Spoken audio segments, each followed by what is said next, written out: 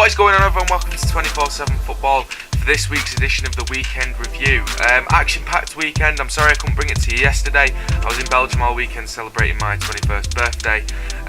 It's a good thing I've put it out today as well, because we've had some breaking news this morning, and we're going to get straight into the big news, which is that Jose Mourinho has been sacked by Manchester United. It's been coming for weeks. The United fans turned on him. A shocking result at the weekend, which we will get into. But yeah, he's been sacked by Manchester United, and they are now on the lookout for a new manager. Since I brought to you the sack race maybe a few weeks ago, I said, it was actually the Weekend Review. I said if he doesn't beat Fulham, he'll be gone. He did beat Fulham, but then the two results that have followed were a 2-1 loss away at Valencia, and also a 3-1 loss away at arch rivals Liverpool. And I'm not being funny, they played absolutely awful in that Liverpool game. I think it was like 36 efforts on goal to 6 from United, and yeah, it just wasn't a great performance. The team looked dead. They looked like they didn't want to play for Jose Mourinho. Paul Pogba didn't even make it onto the pitch, and we'll get on to Paul Pogba in a moment. So it's been reported that he's had a £24 million payoff. Happy days if you're Mourinho. Get out of the club, get a £24 million payout. He doesn't even have to work another day in his life. It was pretty clear that since the summer, since his whole reign, he's not been right. The fit hasn't been right from Mourinho and Man United. He wasn't happy at the lack of signings, and I do feel like the board has to take a lot of responsibility for what is going on at Man United. I think getting rid of Mourinho is just a little smoke screen.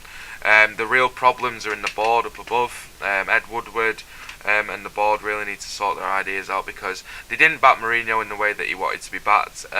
He didn't really feel like he had control over the club. Maybe Pogba would have been gone if it was up to Mourinho, but obviously United and the board are more about business and how much money they make and stuff like that. So it definitely does come from higher up in the board, and now they're on the lookout for a new manager. So £24 million payout. Jose Mourinho, well played, mate. Absolutely well played. I wouldn't be surprised if he's actually just, done all this on purpose, made up problems. He gets a nice fat £24 million.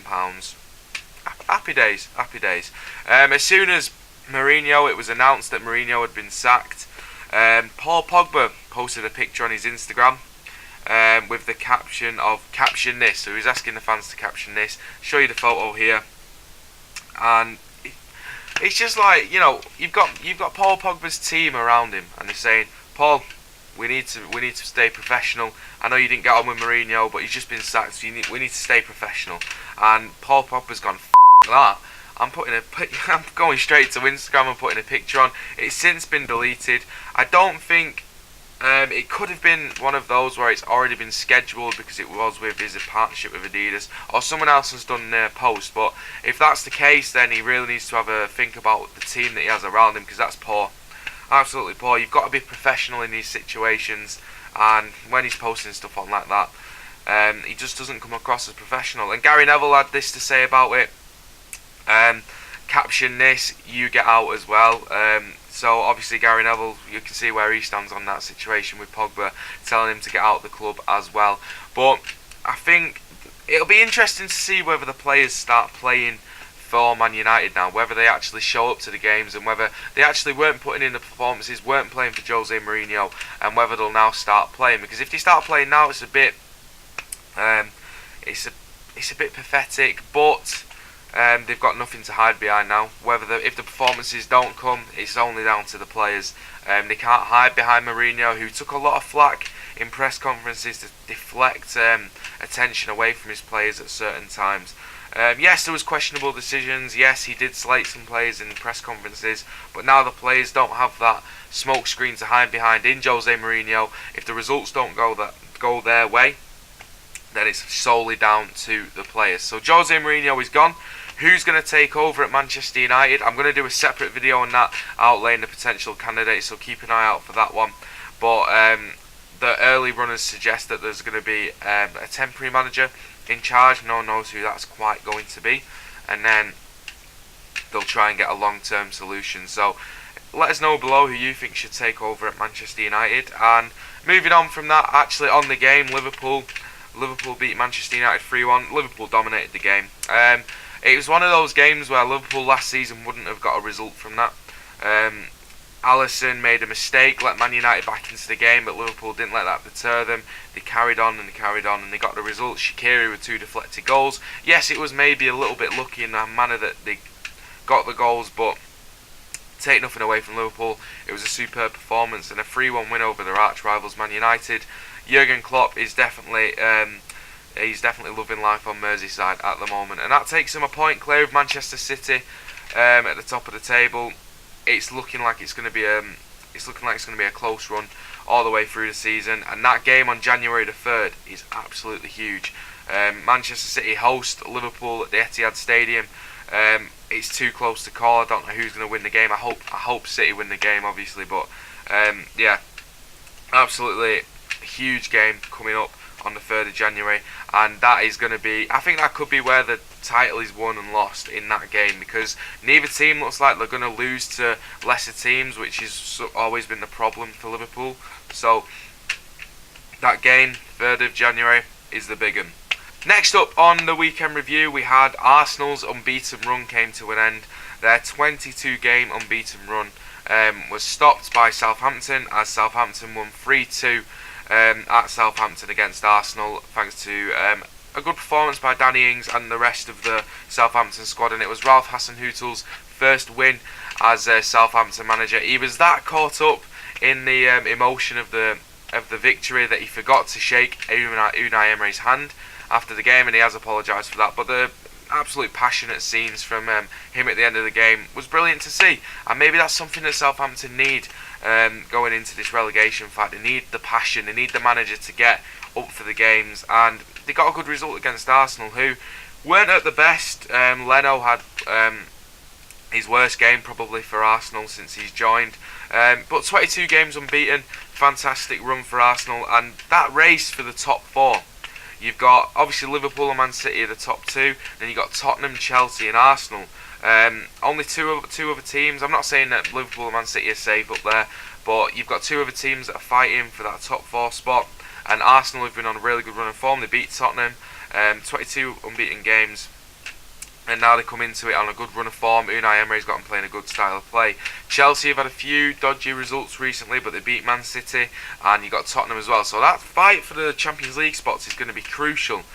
So you're going to be banking on Arsenal and Chelsea actually going for the win in the Europa League. If they can win the Europa League, they're guaranteed a Champions League spot. So whether they want to leave it to fate and leave it to just league, or whether they really go for the Europa League now they've been drawn, that remains to be seen. So I think those 2 will definitely be going for the Europa League, and we've got a really big fight on our hands for that top 4 spot. And then we got United, whether they get a new manager in, whether they can really get back going in terms of a new style of play, stuff like that. They could be in with a shout at the top 4 as well, because they're not too far away. It's only 6 points, so I wouldn't rule Man United out either way. Next up, another win for Wolves, and that race for the European spot going on from the Champions League is hotting up as well. So another win for Wolves. They won on the weekend against Bournemouth 2-0, and I tell you what, they've had another good win, and they are right in the hunt for that European spot. We saw last season that the likes of Everton, West Ham weren't really up to scratch, so Burnley came in, and take nothing away from Burnley, they were absolutely fantastic last season. They got that 7th spot, they got the Europa League, spot. This year you've got Everton who were on form, West Ham who got another win on the weekend, Wolves, Bournemouth, Man United slipping down as well. So that race for that 7th spot, that Europa League spot, is definitely on, and it'd be a fantastic season for Wolves coming up from the Championship if they can secure 7th spot. They've got a great squad. I know they've been back financially as well, but they've got a great squad. If they can secure that 7th spot, I think that'd be an absolutely fantastic result. But with the likes of Everton and West Ham now finding out, getting to grips with their style of play, It's going to be an interesting race for the European spot. So another win for Wolves, fantastic, and it's just a fresh approach. It's nice to see a team. I know they've been backed, and I know they've spent quite a bit of money, but it's nice to see a club come up from the Championship and play that style of football and actually give teams a run for the money. I know they've had some great results against Chelsea and stuff like that. So Wolves definitely not one to mess with. Definitely up there for that Europa League spot. Moving away from the Premier League now, it was hyped up, this game. It was the Midlands derby. You've got Derby versus Nottingham Forest, and it really was hyped up to be a fantastic game. Really the first time in years that these two teams have faced each other, and they've actually been flying, both of them at the same time. So a win for Derby would have seen them move up to third place. Nottingham Forest, if they won, they would have moved into the playoff places. And you can guess it was an absolute ball fest. It was a 0-0. Frank Lampard absolutely adamant that it should have been a penalty as Tom Lawrence was brought down. And to be fair, I am inclined to agree with him. I thought it was a penalty. But other than that, nothing really happened in the game. It was one of them. It was absolutely hyped up. Like I said, it was like United and Liverpool a few years ago. It was like Red Monday, and it was just an absolute snooze fest. And it was the same with this game, 0-0. But I think both teams will take that result.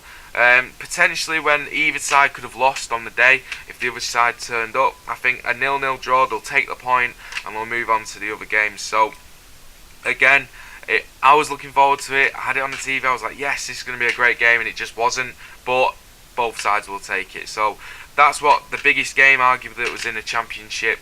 And yeah, so I think both teams will take it. I think Frank Lampard will be happy, but not happy with the penalty decision, as it was a penalty, but I don't think either team did enough to win the game. And lastly, on the weekend review, Monday night we saw Tranmere Rovers beat Southport 2-0 to go into the next round of the FA Cup, into that third round. Brilliant effort by Southport. They packed out the stadium. If they would have managed to have beat Tranmere, they would have set up a tie with Tottenham Hotspur. So a National League North club, absolutely fantastic display, getting to the second round and even taking it to a replay. So hats off to them. Connor Jennings with an absolutely outstanding goal. If you haven't seen this goal, go and have a look at it on Twitter, wherever you can find it. It was an absolutely sweet volley.